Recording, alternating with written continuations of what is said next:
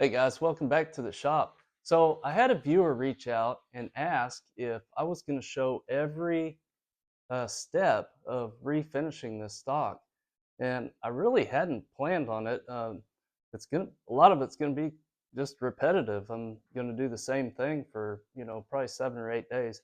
But we're out here in the shop anyway. I had a couple of things I wanted to show you guys, so we'll go ahead and knock this out tonight. Before I start on that though, what I wanted to show you was this. Uh, it's called a PAL knife, and these were made for the U.S. Army. Several companies made them. Klein made them. There were several people made this style of knife. It's a lineman's knife or a electrician's knife, but there's some interesting history with the PAL company because they actually bought out Remington DuPont, their knife division, in I think it was 1941. So we're going to talk about this knife a bit more in the future. I emailed Rich Shepler over at Remington Society of America, and he had some great information about this. So I'm going to dig through that, and hopefully we can get Rich on to maybe talk about this knife and, of course, some other Remington knives. But what I want to do is I just want to clean this up. We're not going to restore it. We're just going to do some maintenance on it. But we'll do that here in a minute. Let me get a coat of this Danish oil on here. Oh, another knife I wanted to show you was this little Japanese knife. It's the company is CI, and this is called the Silver Falcon. Is that showing up? It's a 440 stainless steel, and let me tell you guys, this is one of the sharpest knives I have ever picked up. It's 3 blades. Let me pull up this other one. This one is ground just on one side. And then you've got this little pin blade on there as well. Just a neat little Japanese knife. I was at the pawn shop the other day and somebody brought in a whole collection of knives. And these were the two that I picked out. I just found them interesting. But yeah, we're going to clean this one up a little bit. But first, let's hit this 572. Um, Now I'll tell you guys, I've been sanding in this stock. I just sanded a little bit before I put this oil on, and I'll tell you what, man, it has really filled in the pores on this. You can feel the difference in the smoothness. So this is just a great step to your refinishing. You don't have to go hard at it. You want to get a little bit of that wood fiber up so that when we put that oil on there, it'll fill in those voids. And it really does work, guys. Just sand it a little bit. And we'll do the 4-stock. And this one as well, really starting to smooth out. I think after, 7 or 8 coats, we're going to have a nice, smooth, even finish on here. All right, that's all we need to do.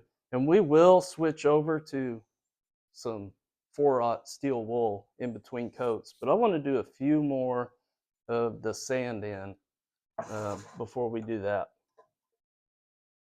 The one neat thing about this U.S. Army knife is this blade. It is a sharp blade, but it's also a flathead screwdriver tip on the end. All right, let's get a little bit of this oil. You want to bring that in? So you can see we're just putting a nice light coat on there. It doesn't take much.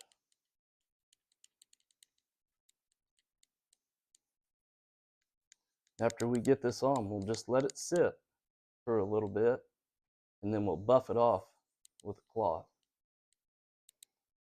Yeah, this linseed oil mixes with that wood fiber, and just settles down into those voids. It really smooths this out.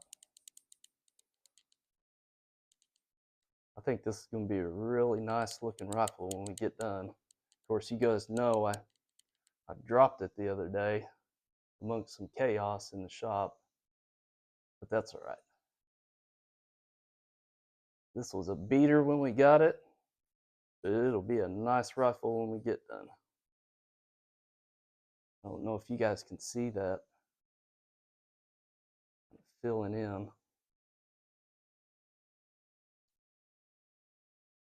I really like this tried and true oil. Good thing about this stuff is you don't have to be outside to use it. There's no smell to it. And I'm sure they tell you to wear gloves while you're doing it, but you use your own judgment. All right, we'll set that to the side. Do the forestock. And really, I've got enough of this on my hands now that I can kind of rub it all down.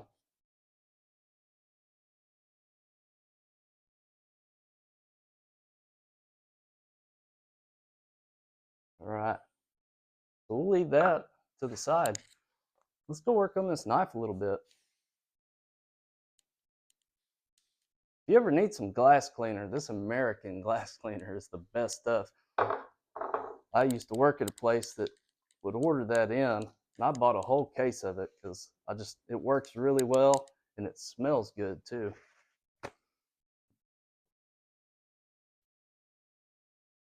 All right, let's get over to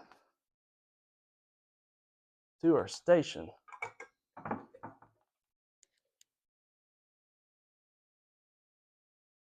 And one thing that's nice about this station is I can move it anywhere in the shop that I want. I moved it over here because we've got pretty good lighting. Yeah, so we've got this steel carding wheel, and this is nice because you can use it on bluing, and it won't peel the finish off. Of course, anytime you go to put a steel wool on, something that's blued, you want to be careful. But this is just so gentle, it won't even really mess up wood. You can get wood up against it.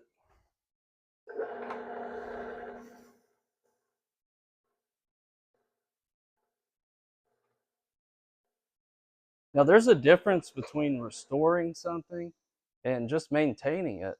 To clean something up is not restoring it. Take care of it like you would if it was brand new and you wanted to keep it nice. Now, there's of course people that would argue with that point, um, but I really picked that up from Mark Novak's channel, and he does some really nice maintenance on rifles. You can see we're just getting some of that crud off of there.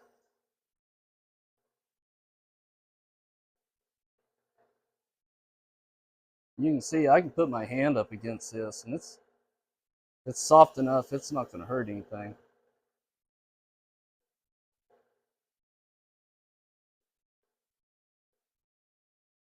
One neat thing about this is it's actually a liner lock on this blade.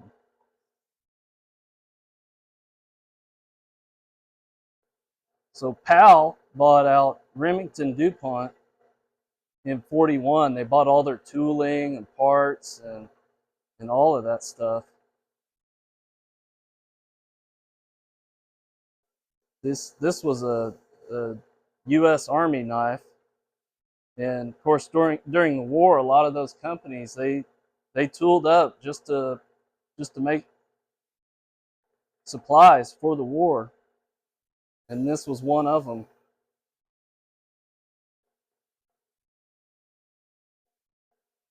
There we go. We got just a little bit left here, trying to get off.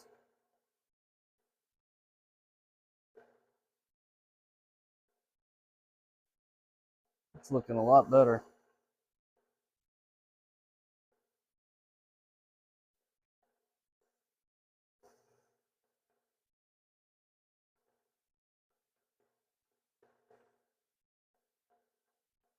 Get this other blade. You know, these karting wheels, they're a little pricey. They're about 30 bucks, but boy, they sure come in handy.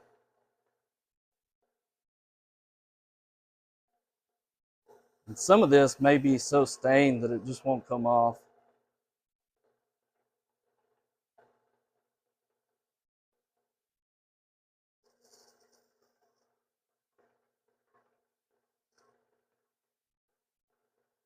Now I've got this drill press on about the lowest setting it'll go.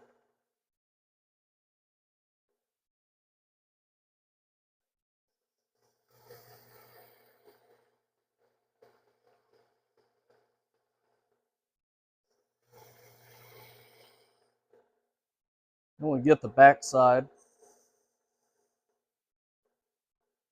Again, I'm not trying to get into the wood really. This can touch the wood, but it's not going to hurt it.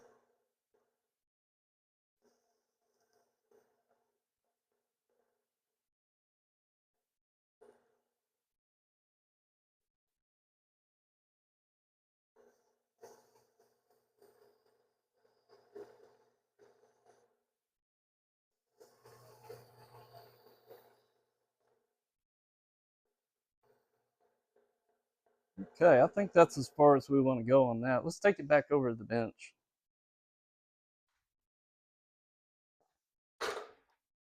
The next thing I want to do is there's actually some stamping in this wood handle. Can you get it in closer here? Can you pick that up? Maybe if we get up here on one of these lights. There's actually a 9 and a 6 stamped there. See that? And then on the other side, we see the U.S. Army. Yeah. So what I want to do here is I'm just going to take a little bit of this 4/0 steel wool, and I'm not trying to remove any of this finish. I just want to clean it up. Get some of that gack off of there.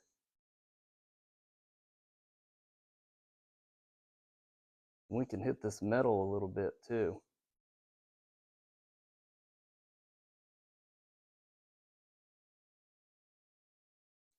Then we'll get the other side. This 4/0 steel wool is not very abrasive at all.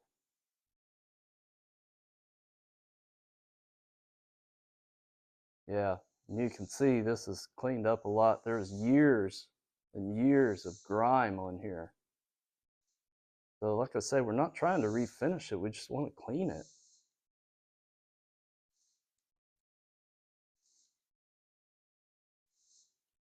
All right, let's wipe that off. I'm leaving these blades open because this one in particular is really hard to get open. We're gonna have to soak this thing to get it to loosen up. So now that I've got all of that off, let me grab a little piece of tack cloth.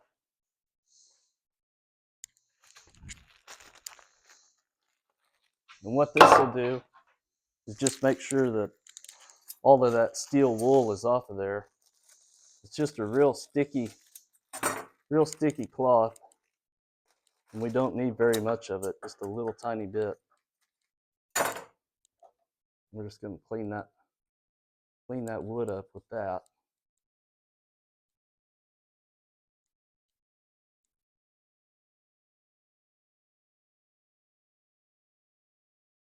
You can already see a big difference in this. We'll wipe that off. There's a little bit of residue left behind in that tack cloth. We want to get that off. And then let's take a little bit of this Danish oil. You want to come in here close so people can see the change. I'm interested to see how it does. Just a little bit. We're just going to rub some of that on there.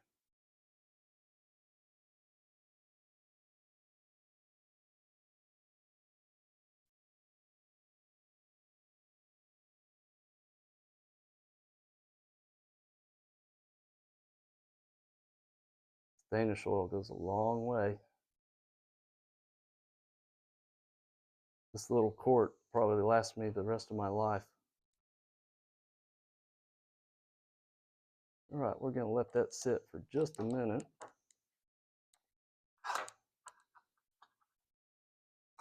And then we'll get a clean cloth and just buff the rest of that Danish oil off.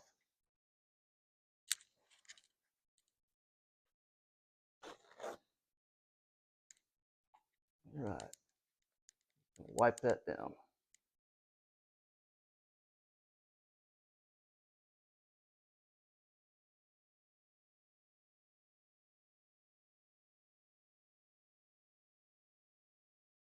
There we go.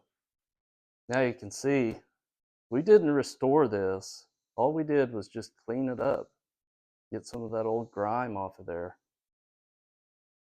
And it looks really nice now.